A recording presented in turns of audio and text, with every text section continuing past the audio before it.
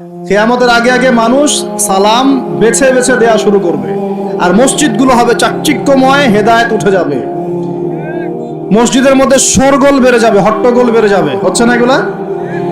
এমন কঠিন হাদিস আছে যে মানুষ নামাজ পড়বে কিন্তু মুসল্লিদের মধ্যে একজন প্রকৃত মুমিন খুঁজে পাওয়া যাবে না। বলেন নাউজুবিল্লাহ। বহু মানুষ নামাজ পড়ছে, সুদ খাচ্ছে না? নামাজ পড়েও নামাজ থেকে বের হয়ে আবার মাদকাসক্ত হচ্ছে না?